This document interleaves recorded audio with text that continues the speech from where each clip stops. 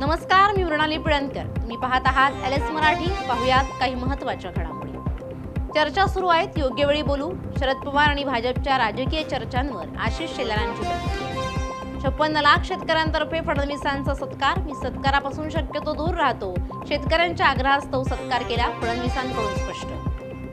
नवी मुंबई आंतरराष्ट्रीय विमानतळावर आज पहिल्या आंतरराष्ट्रीय विमानाचं स्वागत. अबुधाबीवरून एअर इंडिया एक्सप्रेसचं विमान विमानतळावर उतरलं.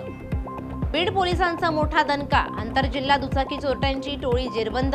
2 अट्टल गुन्हेगारांना अटक. छत्रपती संभाजीनगरमधील धक्कादायक घटना. वैजापुरात महिलेच्या गळ्यातील सोन्याचं गंठण हिसकावलं. थरारक घटना सीसीटीव्हीमध्ये कैद. कोल्हापूरच्या नागावमध्ये एकाच रात्री 3 घरांवर दरोडा. 11 तोळे सोन्यासह लाखोंचा ऐवज लंपास. संपूर्ण घटना सीसीटीव्हीमध्ये कैद. अमरावतीच्या कोणार्क कंपनीला ब्लॅकलिस्ट करा. MIMचा आमसभेबाहेर कचरा टाकून आंदोलन. आमसभेत कचरा नेण्याचा प्रयत्न आंदोलकांनी हाणून पाडला. छत्रपती संभाजीनगर जळगाव महामार्गावर भीषण अपघात. पिकअप आणि ट्रकची समोरासमोर धडक. ट्रक चालक गंभीर जखमी. निरास्थानाचा पवित्र सोहळा पार. माऊलींच्या पादुकांचा पुढील प्रवासासाठी प्रस्थान. वारकऱ्यांचा जयघोष. परिसरात भक्तिमय वातावरण. वाशिम जिल्ह्यात गेल्या 10 दिवसांपासून पावसाची उघडीप. मात्र तरीही शेतीच्या कामांना वेग.